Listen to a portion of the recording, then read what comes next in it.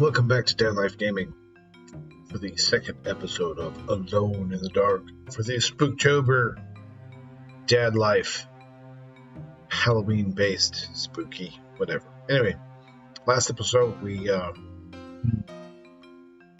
started in an attic, got attacked by some zombies, read some books,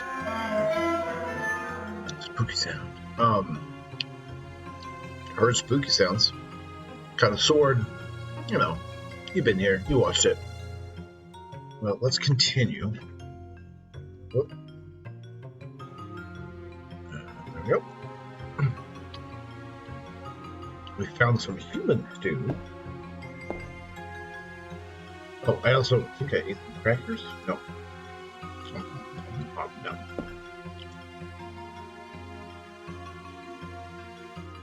Put the lamp.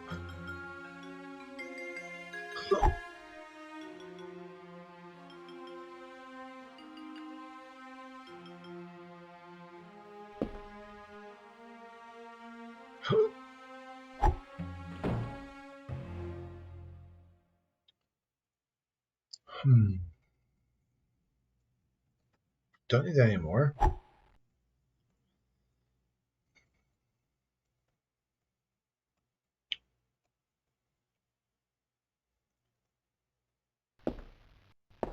Hey, buddy, my key.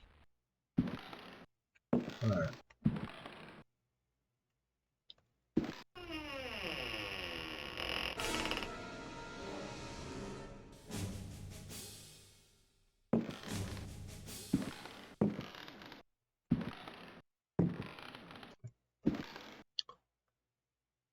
It's a human soup. Right. You over there? No.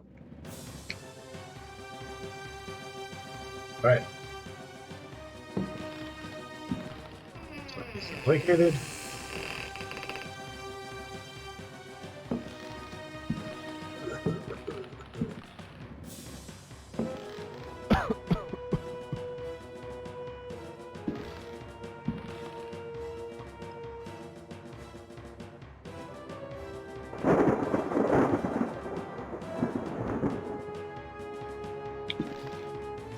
Alright. Smoky. Water in the ashtray, put it out. Take a record in the book. Alright, book. What do you got? Memories by Alistair Boleskine. Printed in London, A. Machen, editor, 1833. It was during a conversation with G that one first heard of the New England fishing village of I. The area was apparently the ideal place from which to witness unusual phenomena in space. The quality of the air, along with the conjunction of several favorable factors, made one impatient to get started. Having gleaned what information one could from the British Museum, one set off with all haste. I wonder if this is a continuation of the story of the guy who saw the universe. One's work on space and comets in particular had met with a warm response, and one thought it judicious to include several original sketches of the phenomenon, sketches which one felt were sure to arouse a great deal of keen interest in the scientific circles of 1834. One refers naturally to the passage of Halley's comet. Editor's note: Lord Boleskine's memoirs end at this point. Who knows what extraordinary contributions he might still have made had he not succumbed during his visit to New England to dementia, followed by an early death in St. Andrew's Hospital. Interesting. What did he do? Alright. Alright, that's that one. Deadly door. Excuse me. It's locked. Nope. That's a key.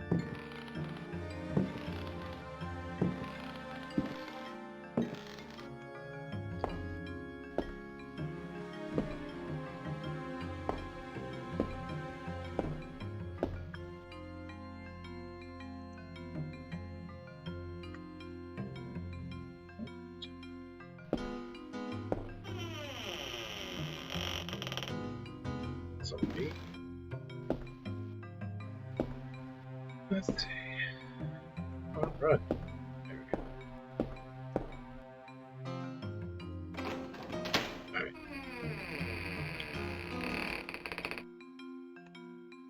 Kill it, fella. Oh!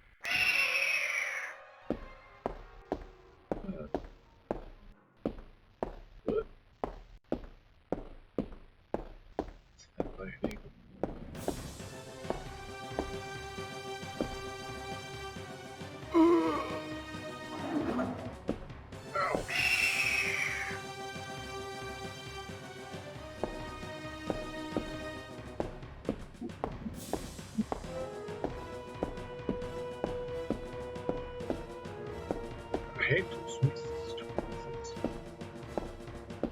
Anyway, guess we did what we needed to there. I don't remember that part.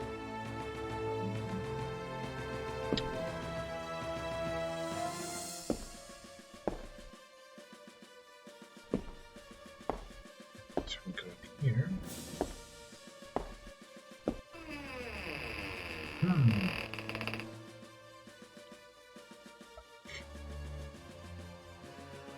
I'm gonna go ahead and save the game because if I record.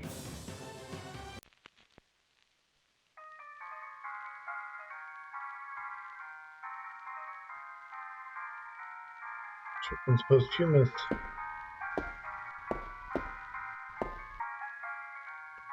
What do we have here?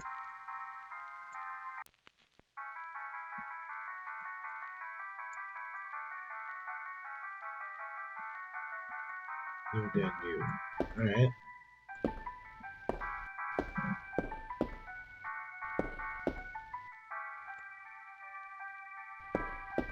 Can I open this door?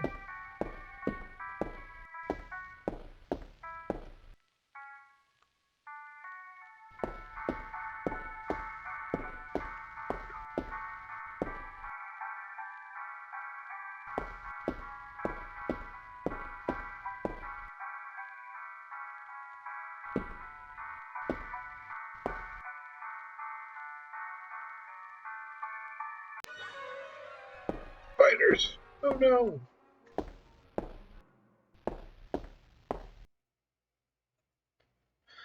Well, look at that. That we can go. Ooh, this way. Wait, no.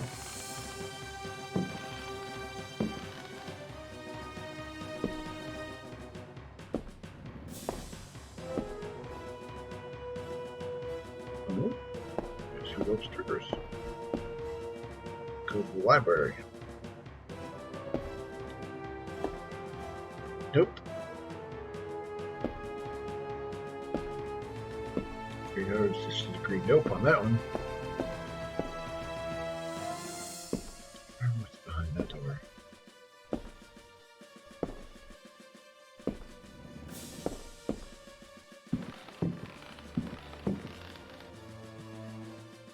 Dang it, what about that?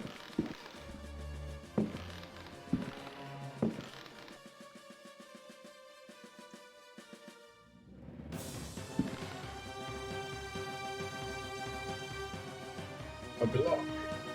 Bullet.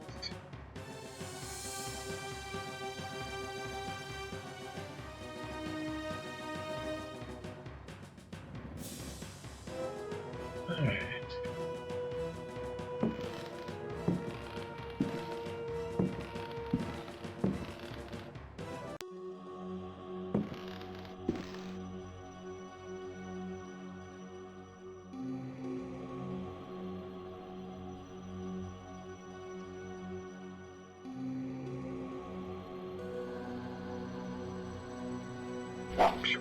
Nope.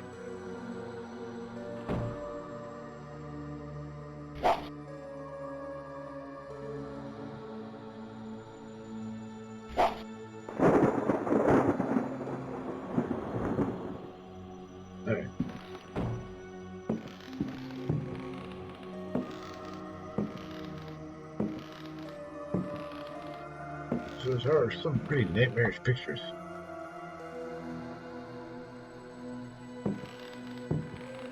Come on, run already.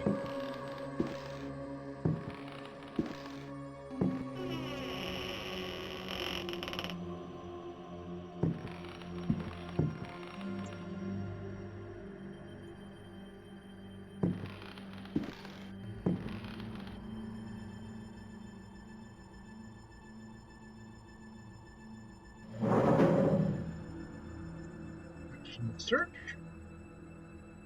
The key and a parchment.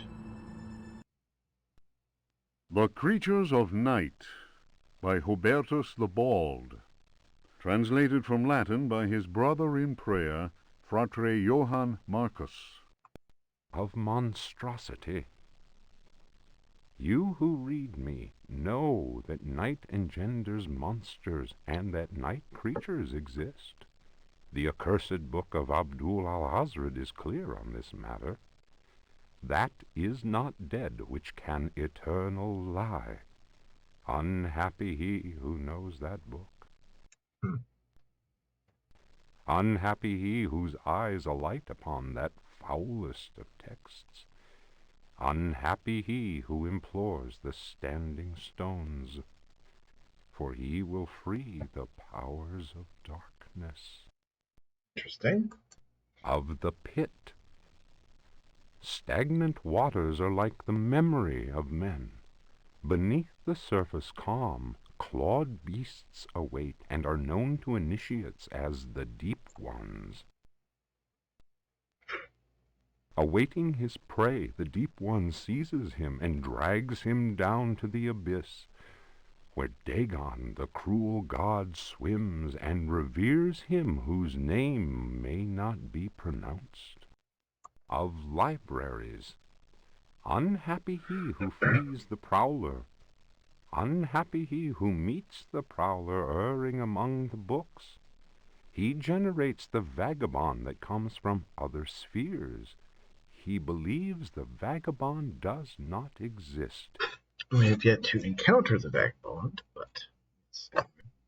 He will feel the embrace of death, for in the eyes of the vagabond, books are no more than dreams, stone no more than wind. The vagabond knows how to take the breath of the reckless. Of strife. He who speaks does not know, and believes he is able to kill the creatures of the night. Folly. Evil is conjured up by science and secrecy.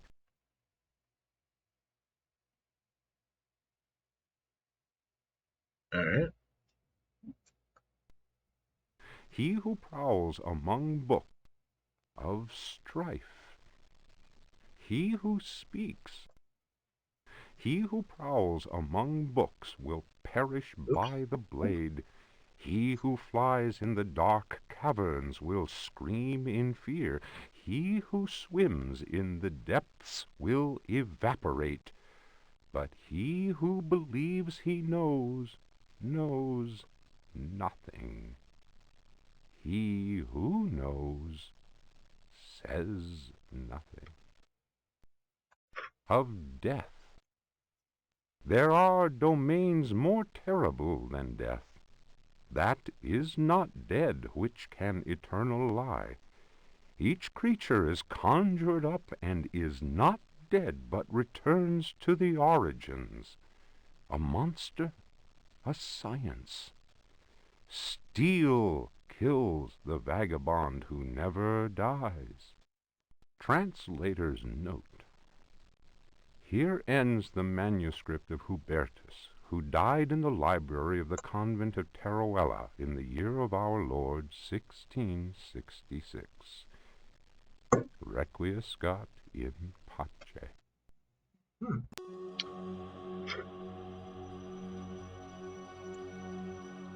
right. A fake book.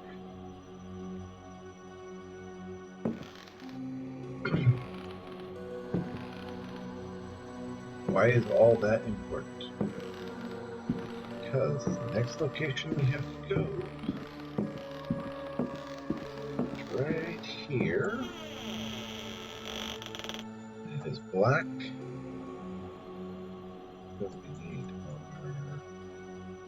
on our left?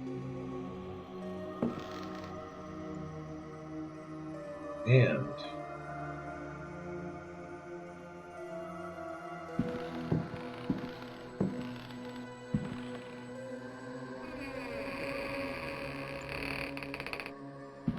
that gets us to here. But there is the Prowler.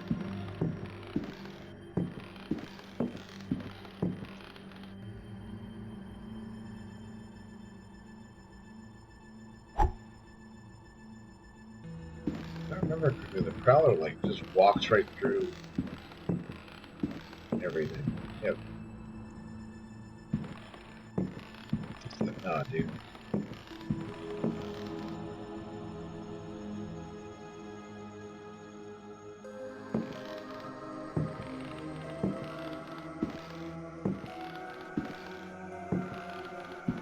Oh crap! No, no, no, no, no.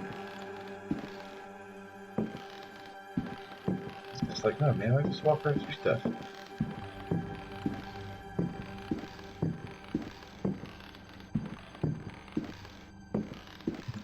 Here.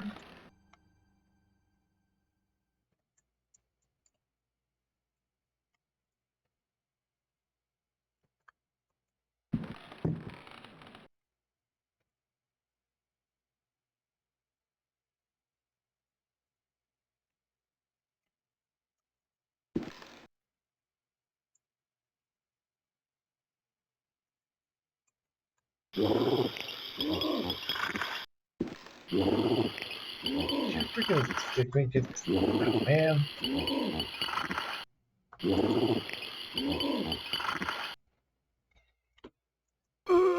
I'm stuck now. Dang it.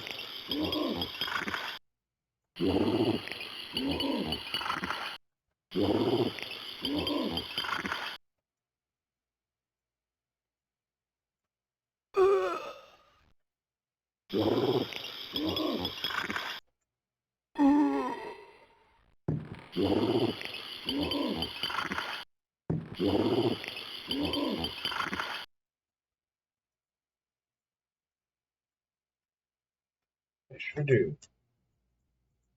Put it down.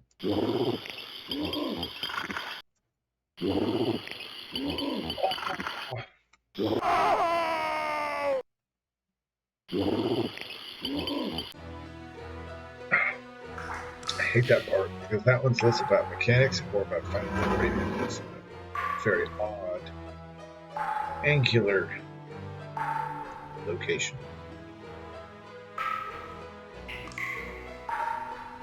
Hey man, I got this corpse for you.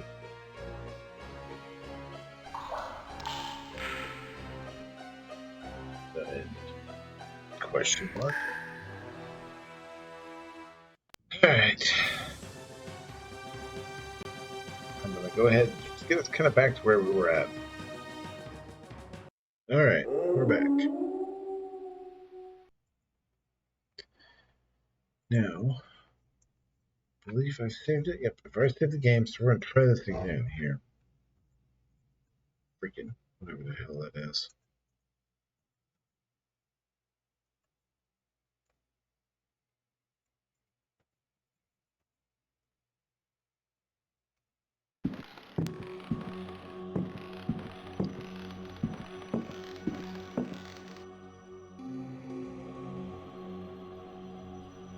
Let's search here.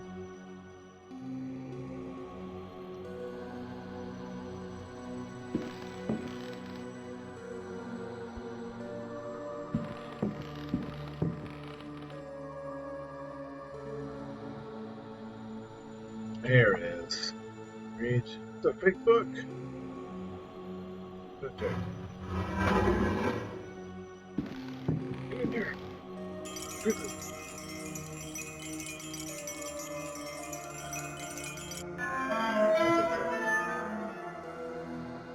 Alright, here's the book room.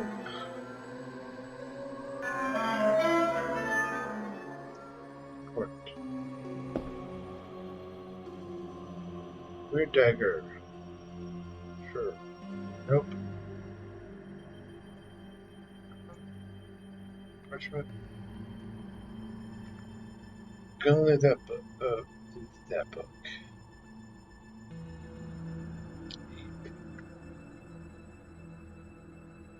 Okay. One of these books will kill you in.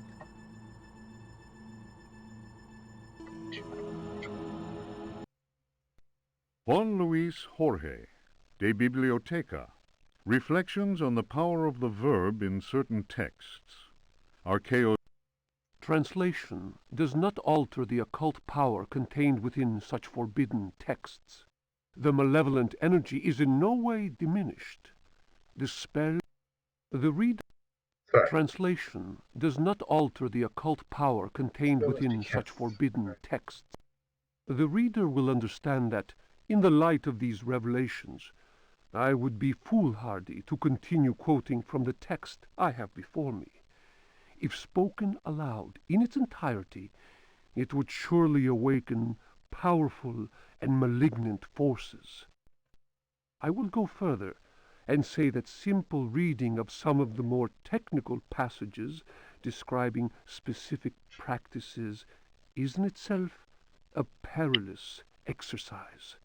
The ill-prepared reader can easily fall prey to attacks of demented hysteria, not unlike those described in cases of individuals said to be possessed by evil spirits. I recommend the study made by Zempf, Urbain, Grandier, and Loudon, and the reports made by the Reverend Richard Price concerning a number of astonishing, to say the least, exorcisms carried out in a parish near Providence. Given what I have written, we must be grateful to the librarians of the British Museum, who have never allowed consultation of the work of Al-Azif's startling work, the infamous Necronomicon. Copies of that work do exist, in spite of the zeal of book-burning inquisitors. For proof, we need look no further than the British Museum, of course, and the sealed archives of the Miskatonic University in Arkham.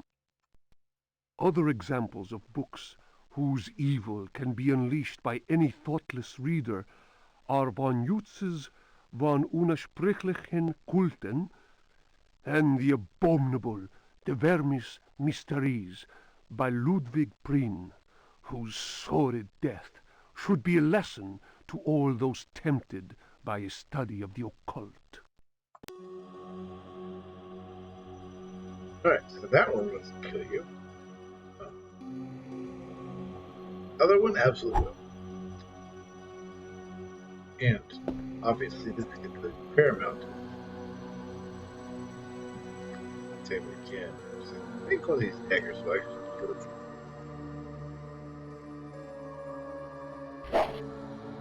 One you use to slay the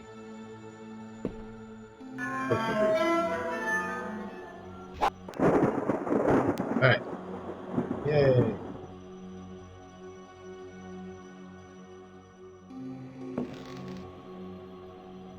We got a key, talisman. We killed the purple guy.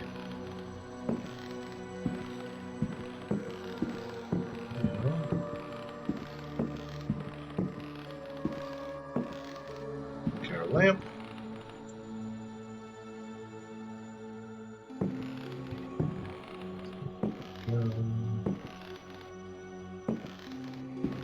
Here, the door. That puts us back to one area. I do like how this game kind of leads in the Cthulhu mythos, H.P. Lovecraftian style stuff, and kind of into a house. Just a mansion, right? But still. So, a key. Didn't really use anything of that. Alright. Well, here is where we put the other piece of the broken saber. Good. Blade. Comes that up. Not ready to go there yet. Here in the book. Read. The Tale of Captain J.W. Norton of the Army of the Union. 1862. The South was in collapse. Louisiana was open to us. I had each day to requisition victuals for our troops, and was aided in this endeavor by a score of brave men. Rebels were not yet ready to lay down their arms. The region was far from safe. I headed further and further west, and questioned many freed slaves. From them, I learned of a plantation on the coast. Its name was Decerto. I wonder how well this is going to go. We received a less than hearty welcome.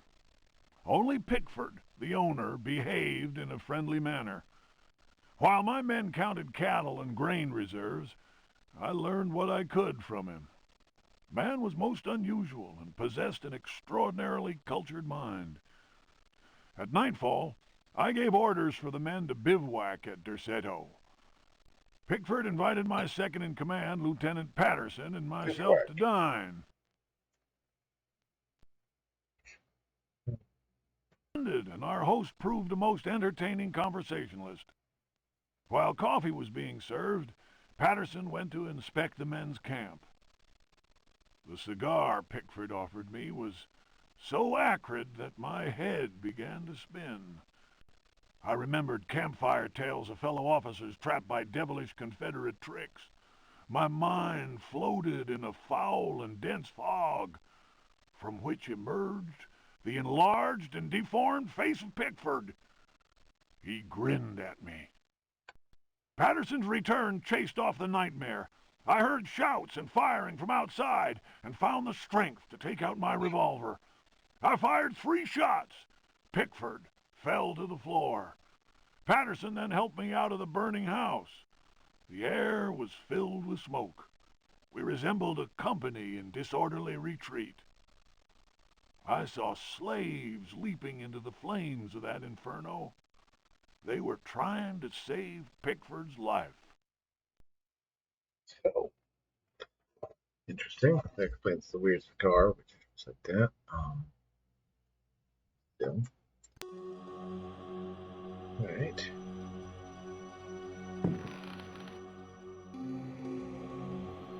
I don't remember if we've encountered any notes about Pickford. We did.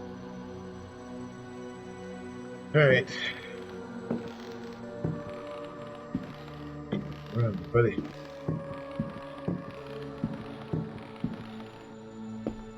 Quite that guy yet.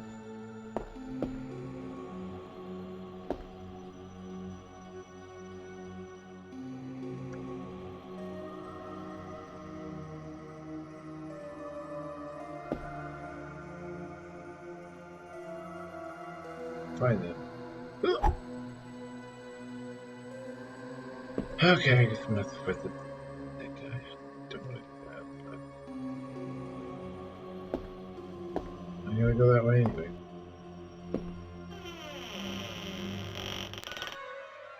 Use a pirate. We need a swashbuckle.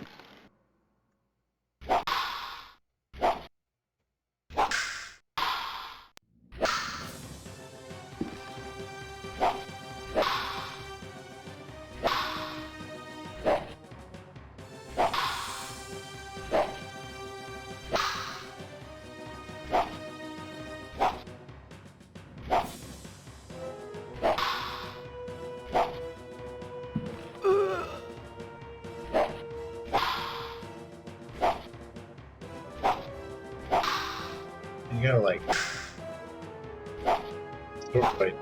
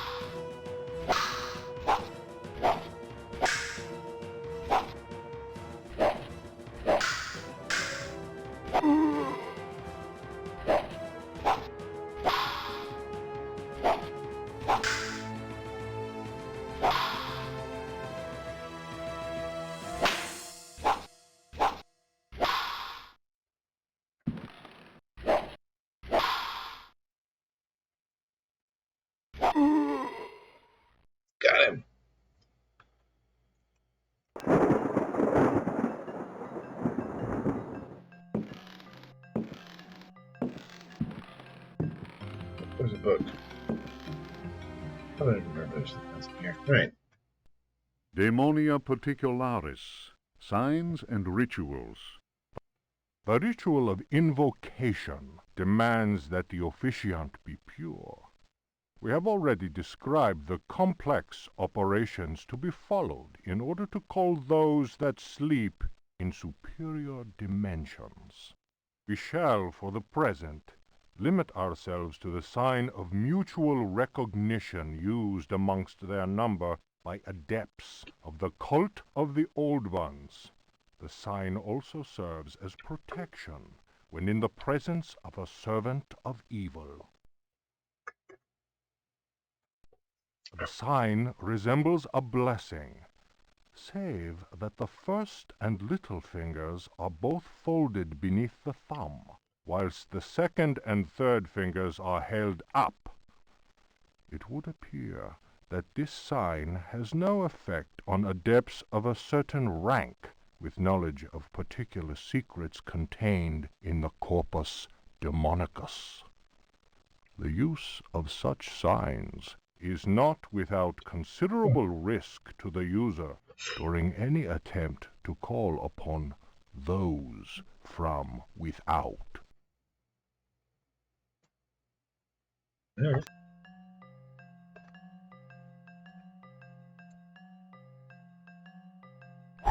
Take that book.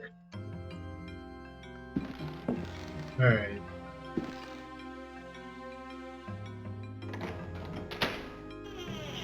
There. There's the other record. So while I'm here, oh, run.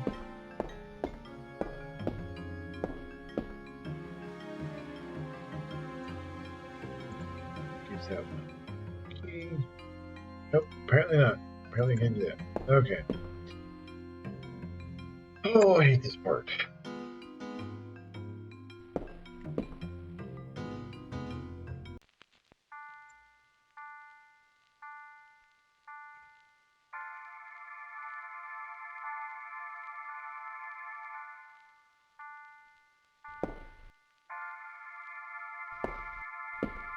Trick.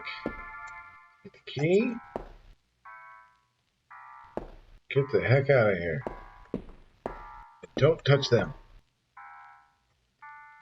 If you touch them, you die. Or they turn to ghosts and they do.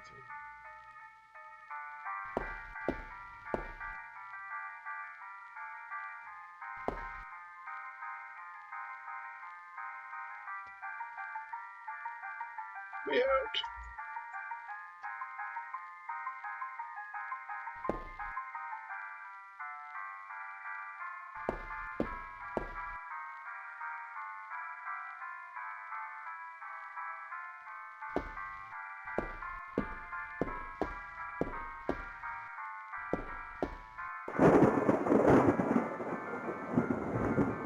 Alright.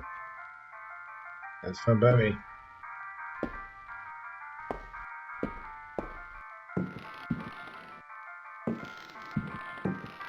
Alright, so now we have a mysterious key. And actually what I'm going to do, save the game. I'm going to show you what happens if you just try and leave.